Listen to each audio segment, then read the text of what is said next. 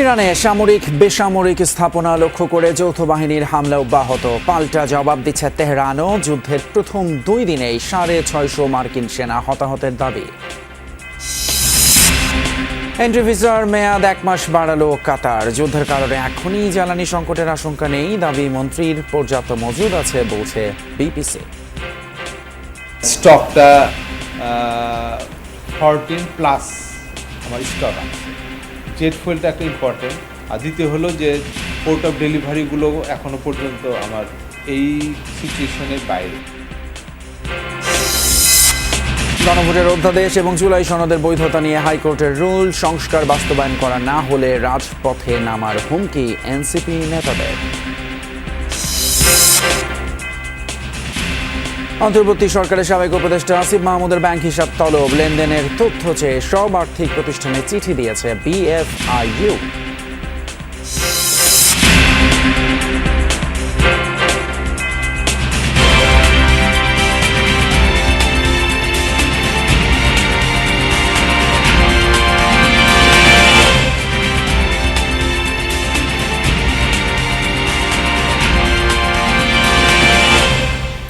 সবাইকে আমন্ত্রণ যমুনা নিউজে। আপনাদের সঙ্গে আছি আমি ফয়সাল তিতুমির। এতক্ষণ শিরোনামগুলো দেখলেন। শুরুতেই ইরান প্রসঙ্গ। চতুর্মুখী হামলায় এখনও অগ্নিগর্ভ মধ্যপ্রাচ্য। মঙ্গলবার আইআরজিসির শীর্ষ কমান্ডার এবং ইরানি প্রেসিডেন্টের কার্যালয় লক্ষ্য করে হামলার দাবি করেছে ইসরায়েল। দেশটিতে প্রাণহানি বেড়ে দাঁড়িয়েছে 787 জনে। অন্যদিকে পাল্টা হামলা অব্যাহত রেখেছে ইরান। ইসরায়েলে তাদের মিসাইলের আঘাতে পাওয়া গেছে ক্ষয়ক্ষতির খবর। নতুন হামলার ঘটনা ঘটেছে আরব আমিরাত, ওমান সহ বিভিন্ন আরব দেশেও। হিজবুল্লাহ ইসরায়েলের মধ্যেও সংঘাত চলছে। এদিকে ইরানের সাথে আলোচনার সম্ভাবনা নাকচ করে দিয়েছেন মার্কিন প্রেসিডেন্ট।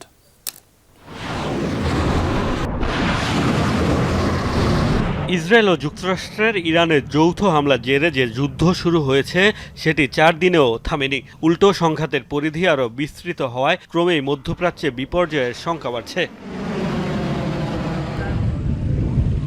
মঙ্গলবারও ইরান জুড়ে ভয়াবহ হামলা অব্যাহত রেখেছে ওয়াশিংটন, তেল আবিব। গুড়িয়ে দেওয়া হয়েছে তেহরানের বহু স্থাপনা। এ পর্যন্ত দেশটির 153 শহর হয়েছে হামলার শিকার। নতুন করে আইআরজিসির শীর্ষ কমান্ডার, ইরানের প্রেসিডেন্টের কার্যালয় ও সুপ্রিম ন্যাশনাল সিকিউরিটি কাউন্সিলের ভবনে হামলার দাবি করেছে আইডিএফ। বেসামরিক নাগরিকদের টার্গেট বানানোয় মার্কিন প্রশাসনকে জবাবদিহিতার আওতায় আনার দাবি ইরানের। আমেরিকার জনগণের তাদের সরকারকে প্রশ্ন করা উচিত। মিনাবের স্কুলের শিশুরা কিংবা ফার্স প্রদেশের ক্রীড়াবিদরা কি আমেরিকার জাতীয় নিরাপত্তার জন্য হুমকি তৈরি করেছিল? জুন মাসে ট্রাম্প দাবি করলেন আমাদের পারমাণবিক কর্মসূচি নিশ্চিহ্ন হয়েছে। যদি তা ধ্বংসই হয়ে যায় তাহলে সেটি কিভাবে হুমকি তৈরি করে? পাল্টা জবাব অব্যাহত রেখেছে ইরানও। সেন্ট্রাল ইসরায়েলের একাধিক স্থানে আঘাত হেনেছে ইরানের মিসাইল। পাওয়া গেছে ব্যাপক ক্ষয়ক্ষতির তথ্য। জেরুজালেমেও সতর্কতা সাইরেনের শব্দে মিসাইল হামলার আতঙ্কে বাংকারে ঢুকতে দেখা গেছে বাসিন্দাদের। সংযুক্ত আরব আমিরাতের অয়েল ইন্ডাস্ট্রি জোনে ড্রোন হামলা জেরে অগ্নিকাণ্ডের ঘটনা ঘটেছে। ওমানেও একটি তেলের ট্যাঙ্ক হয়েছে হামলা শিকার। সাইরেনের শব্দ শোনা গেছে কুয়েত সিটিতে। ইরাকের উত্তরাঞ্চলেও হামলার দাবি করেছে আইআরজিসি। ইরানের বিরুদ্ধে বেসামরিক স্থাপনাকে লক্ষ্য বানানোর অভিযোগ তুলেছে উপসাগরীয় দেশগুলো। যুদ্ধ পরিস্থিতিতে ইরানের সাথে আলোচনায় বসার সম্ভাবনা উড়িয়ে দিয়েছেন মার্কিন প্রেসিডেন্ট ডোনাল্ড ট্রাম্প। ইরান আলোচনার অনুরোধ জানিয়েছে বলেও সামাজিক মাধ্যমে দেয়া পোস্টে দাবি করেন তিনি। অন্যদিকে হিজবুল্লাহ ও ইসরায়েলের মধ্যেও পাল্টাপাল্টি হামলা অব্যাহত রয়েছে। ইসরায়েলের আপার গ্যালিলি অঞ্চলে মিসাইল হামলার দাবি করেছে হিজবুল্লাহ। বৈরুতে তাণ্ডব চালানোর পাশাপাশি দক্ষিণ লেবাননে স্থল অভিযান চালাচ্ছে আইডিএফ। মোস্তফা মাহমুদ, যমুনা নিউজ।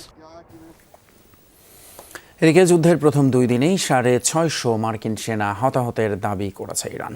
আইআরজিসির মুখপাত্র ব্রিগেডিয়ার জেনারেল আলী মোহাম্মদ নাইনের বরাতে দাবি করেছে ইরানি সংবাদ মাধ্যম তাসনিম নিউজ।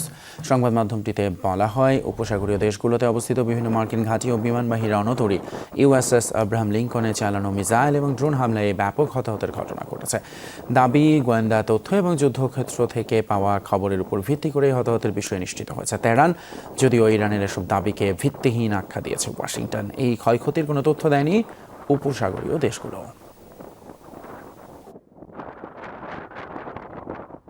ইসরায়েল যুক্তরাষ্ট্রের যৌথ হামলায় নিহত গার্লস স্কুলের শিক্ষার্থীদের শেষ বিদায় জানাতে ইরানের মিনাব শহরে নেমেছে শোকাহত মানুষের ঢল। মঙ্গলবার অনুষ্ঠিত হয় ভুক্তভোগী এই শিশুদের জানাজা। নিহতদের জানাজায় যোগ দিতে হামলার ভয় উপেক্ষা করেই রাস্তায় নামে হাজার হাজার ইরানি। এ সময় অশ্রুসিক্ত নয়নে শেষ বিদায় জানানো হয় নিহতদের। অভিযানের প্রথম দিনেই হরমুজগান প্রদেশে মানিব শহরের একটি গার্লস স্কুলে ভয়াবহ হামলা চালায় ইসরায়েল যুক্তরাষ্ট্র, যাতে প্রাণ যায় প্রায় 200 শিশুর। এছাড়া আহত হয় আরও অনেকে।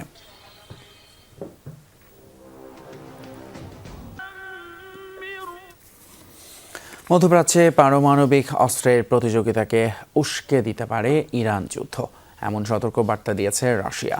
দাবি, পরমাণু অস্ত্র তৈরি থামানোর দোহাই দিয়ে যে যুদ্ধ শুরু করেছে যুক্তরাষ্ট্র এবং ইসরায়েল, তাতে তৈরি হতে পারে বিপরীত পরিস্থিতি। মঙ্গলবার এক সংবাদ সম্মেলনে ইরান ইস্যুতে কথা বলেন রুশ পররাষ্ট্রমন্ত্রী সের্গেই লাভরভ। যে যুদ্ধ শুরু হয়েছে তাতে কেবল ইরানই নয়, বরং আরব দেশগুলো পারমাণবিক অস্ত্র অর্জনের জন্য প্ররোচিত হতে পারে। তাই পারমাণবিক অস্ত্রের বিস্তার রোধের যে মহৎ লক্ষ্য নিয়ে যুদ্ধ শুরু করা হয়েছে, এতে ঠিক উল্টোটা হতে পারে। আমরা স্পষ্টতই এমন কর্মকাণ্ডের বিরোধিতা করি। মধ্যপ্রাচ্যে যুদ্ধের কারণে এখনই জ্বালানিতে প্রভাব পড়বে না বলে জানিয়েছেন জ্বালানি মন্ত্রী ইকবাল হাসান মাহমুদ টুকু। তবে বিশ্বব্যাপী সংকট দেখা গেলে বাংলাদেশেও সমস্যা হতে পারে। আর বিপিসি চেয়ারম্যান রেজানুর রহমান বলেন, দেশে জ্বালানি তেলের যথেষ্ট মজুদ আছে, দাম বাড়ার শঙ্কা নেই। জানান, যুদ্ধ পরিস্থিতি বিবেচনায় রেখে তেলের বিকল্প বাজার খোঁজার বিষয়টি ভাবা হচ্ছে। দেশের জ্বালানি খাত বলতে পুরোটাই আমদানি নির্ভর। ডিজেল, অকটেনের পর গ্যাসের মূল ভরসাও এখন বিদেশি এলএনজিতে। ফলে বৈশ্বিক যে কোনো পরিস্থিতিতে উদ্বেগ বাড়ে বাংলাদেশেও। ইসরায়েল যুক্তরাষ্ট্রের সাথে ইরানের যুদ্ধ সে আশঙ্কা তৈরি করেছে। হরমুজ প্রণালী বন্ধ ও সৌদির তেল শোধনাগারে হামলা বৈশ্বিক তেল সরবরাহে আঘাত হিসেবে দেখছেন অভিজ্ঞরা। তবে সরকারি প্রতিষ্ঠান বিপিসি বলছে, আপাতত জ্বালানি তেলের সংকট নেই, বরং প্রয়োজনের তুলনায় যথেষ্ট মজুদ রয়েছে। দুইটা সুবিধা পাচ্ছি। একটা সুবিধা হলো যে আমার স্টকটা 14+ আমার স্টক আছে। জেট ফুয়েলটা একটা ইম্পর্টেন্ট। আর দ্বিতীয় হলো যে পোর্ট অফ ডেলিভারিগুলো এখনো পর্যন্ত আমার এই সিচুয়েশনের বাইরে। এখনই জ্বালানি তেলের দাম বাড়বে না বলে জানান বিপিসি চেয়ারম্যান। নিরবচ্ছিন্ন সরবরাহ বজায় রাখতে সোমবার পর্যন্ত 7টি জাহাজের এলসি সম্পন্ন হয়েছে বলেও জানান তিনি।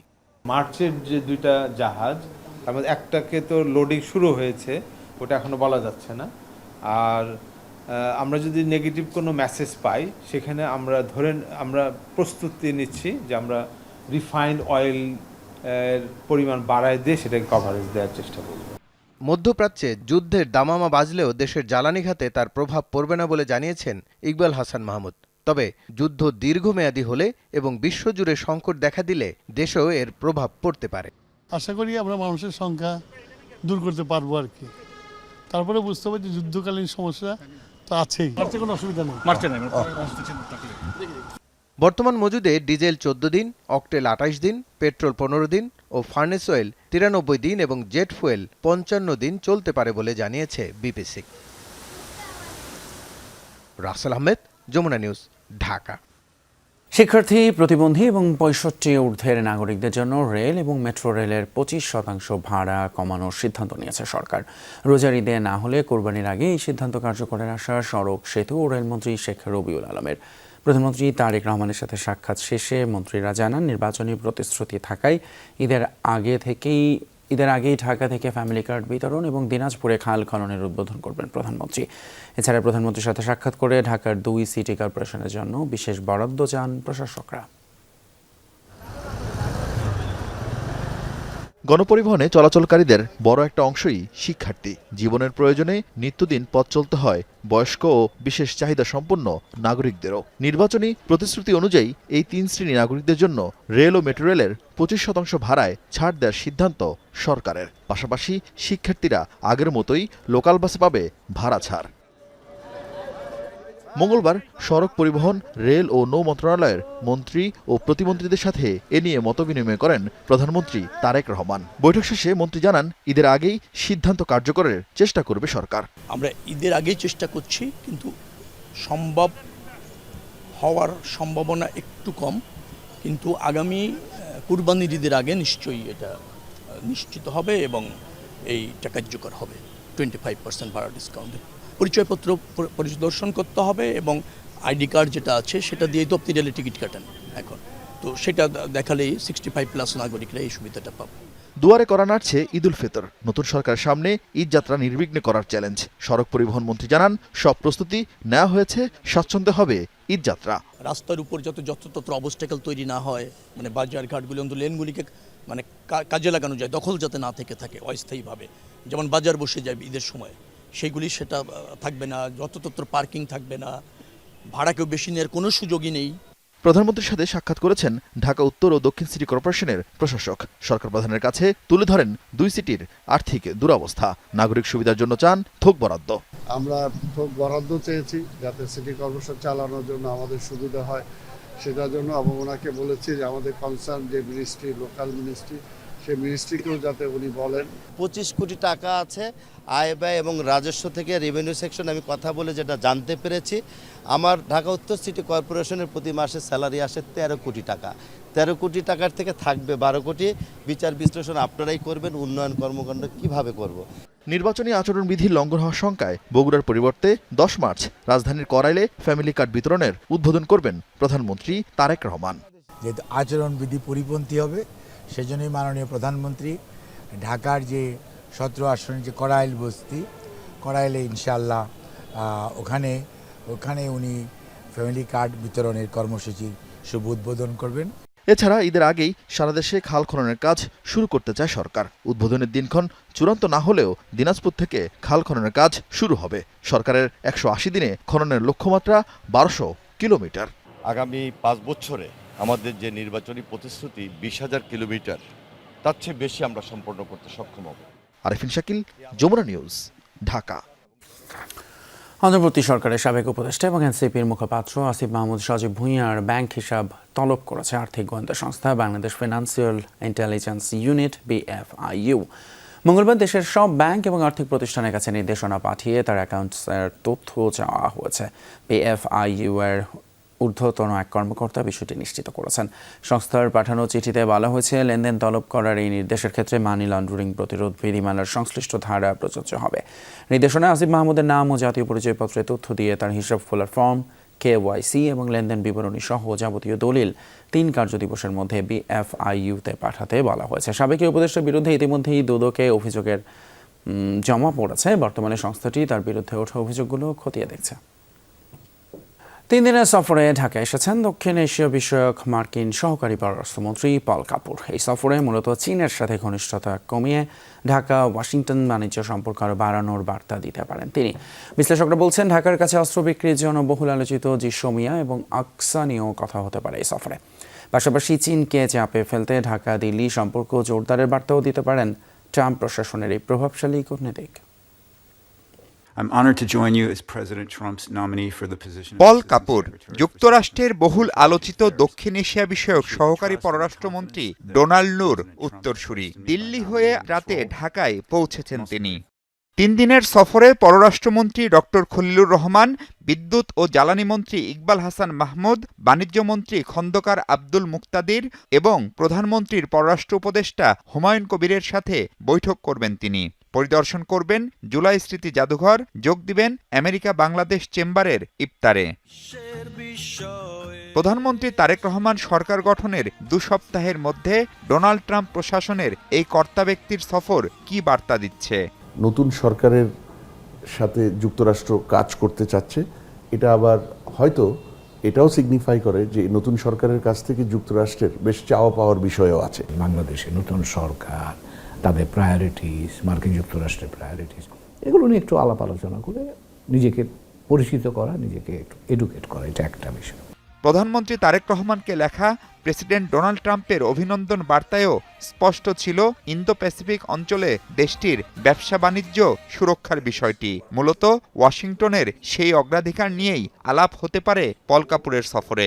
চায়না এবং আমেরিকার সম্পর্ক কিভাবে ব্যালেন্স করবে এটা অত্যন্ত ঠান্ডা মাথায়, অত্যন্ত বিচক্ষণতার সাথে ঠিক করতে হবে। কারণ এখন দেখা যাচ্ছে যে এই বিষয়গুলো আর এখন ইগনোর করছে না কোনো পক্ষ, বিশেষ করে আমেরিকানরা। তারা যে দেশগুলোকে প্রতিদ্বন্দ্বী মনে করে তাদের সাথে ইন্টারঅ্যাকশন অন্য দেশগুলো কতটুকু করতে পারবে এটা কিন্তু এখন অত্যন্ত একটা জটিল পর্যায়ে চলে যাচ্ছে। চীনকে তারা ঠেকাতে চায়, তো সেখানে চীনের কাছ থেকে বাংলাদেশকে দূরে কিভাবে রাখা যায় এটা একটা তাদের প্রায়োরিটি হবে। আর রেসিপ্রোকাল ট্যারিফ এগ্রিমেন্ট সেটা সামনে এগিয়ে নিয়ে যাওয়ার জন্য বাংলাদেশ কি করতে পারে, মার্কিন যুক্তরাষ্ট্র কি করতে পারে, এটা নিয়ে আমার ধারণা একটু বিস্তারিত আলোচনা তারা করতে চাইবে। অনেকদিন ধরে তো মার্কিন যুক্তরাষ্ট্র অস্ত্র বিক্রি করতে চায় এবং তার জন্য জেসমিয়া, আকসা এগুলো নিয়ে অনেক দিন ধরে বাংলাদেশ বা মার্কিন যুক্তরাষ্ট্রের মধ্যে দেন দরবার হচ্ছে, কাজ হচ্ছে না। এবার আমার ধারণা তারা সেটা চাইবে। বিশ্লেষকরা বলছেন এই অঞ্চলে ভারত এখনও যুক্তরাষ্ট্রের কৌশলগত অংশীদার, তাই চীনের প্রভাব কমাতে বাংলাদেশ ভারত সম্পর্ক স্বাভাবিক করার বার্তাও দিতে পারেন মার্কিন সহকারী পররাষ্ট্রমন্ত্রী। আমার কৌশলগতভাবে মনে হয় তারা চেষ্টা করবে বাংলাদেশকে ভারতের যত কাছাকাছি রাখতে পারে, তাহলে চীনের কাছ থেকে বাংলাদেশকে দূরে রাখা সম্ভব হবে।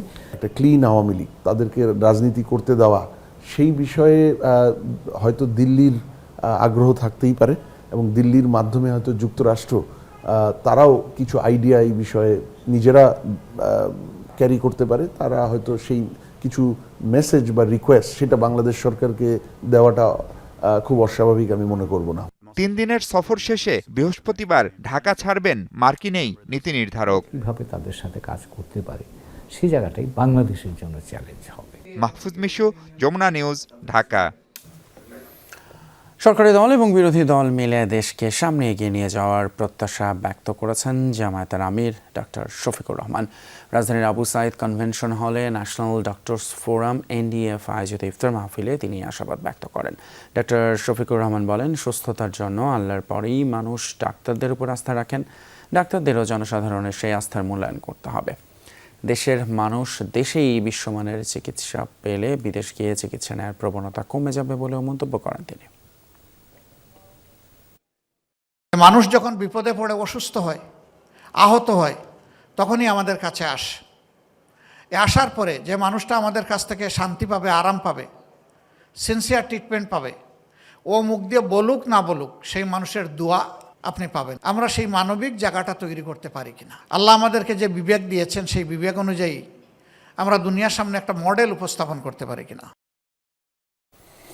সংসদে দলীয় প্রতীকে নির্বাচনের বিষয়টি নিষ্পত্তি হলে স্থানীয় সরকার নির্বাচন অনুষ্ঠিত হবে বলে জানিয়েছেন স্থানীয় সরকার প্রতিমন্ত্রী শাহ আলম। দুপুরে সিলেট সিটি কর্পোরেশন পরিদর্শন এবং কর্মকর্তাদের সাথে মতবিনিময় সভা শেষে কথা বলেন তিনি। প্রতীকের বিষয়টি নিষ্পত্তি না হওয়া পর্যন্ত আমার মনে হয় যে নির্বাচনের সিদ্ধান্ত আমরা কেমনে যাব, যেটা দলীয় প্রতীকে হবে না সাধারণ প্রতীকে হবে, এটা আইন আকারে মাননীয় সংসদ সদস্যরা যদি পাশ করেন যে সাধারণ প্রতীকে নির্বাচন হবে, এরপরেও আমরা দ্রুততম সময়ের মধ্যে আমরা নির্বাচনের দিকে যাব। আমরা চাই যে সমস্ত জায়গায় নির্বাচিত প্রতিনিধিরা থাকবে। ত্রয়োদশ জাতীয় সংসদের প্রথম অধিবেশন শুরুর বাকি 9 দিনের মতো, আর তার আগেই জুলাই সনদ বাস্তবায়ন আদেশ এবং গণভোটের অধ্যাদেশ কেন অবৈধ হবে না তা জানতে চেয়ে রুল জারি করেছেন হাইকোর্ট। রিটকার আইনজীবীরা বলছেন, জুলাই সনদ সংসদকে বেঁধে দিয়েছে, এটি যাচাই বাছাই করার এখতিয়ার আদালতে রয়েছে। রিটের বিপক্ষের আইনজীবীরা বলেন, জুলাই সনদ বেআইনি হলে অন্তর্বর্তী সরকারের সকল কার্যক্রম এমনকি ত্রয়োদশ সংসদ নির্বাচন নিয়েও ভবিষ্যতে প্রশ্ন উঠবে। আগামী 4 সপ্তাহের মধ্যে নির্বাচন কমিশন, আইন মন্ত্রণালয় এবং সংসদ সচিবালয়কে রুলের জবাব দিতে বলা হয়েছে। গণভোটের বৈধতাকে আদালতে প্রশ্ন করা হচ্ছে যা মেনে নেবেন এনসিপি। কুমিল্লা এমন মন্তব্য করেছেন জাতীয় নাগরিক পার্টি এনসিপির আহ্বায়ক নাহিদ ইসলাম। বিকেলে শহরের মোগলটুলিতে দলের ইফতার মাহফিলে প্রধান অতিথির বক্তব্যে এই মন্তব্য করেন তিনি। এ সময় গণভোটের রায় অনুযায়ী সকল সংস্কার বাস্তবায়ন করার দাবি জানান নাহিদ ইসলাম। শেখ হাসিনা সহ হাদির হত্যাকারীদের ফেরত না পাঠালে ভারতের সাথে সম্পর্ক ঠিক হবে না বলেও মন্তব্য করেন তিনি। অনুষ্ঠানে দলের দক্ষিণাঞ্চলের মুখ্য সংগঠক হাসনাত আবদুল্লাহ, মুখপাত্র আসিফ মাহমুদ সজীব ভুঁইয়া, সার্জিস আলম সহ অন্যান্য শীর্ষ নেতারা উপস্থিত ছিলেন।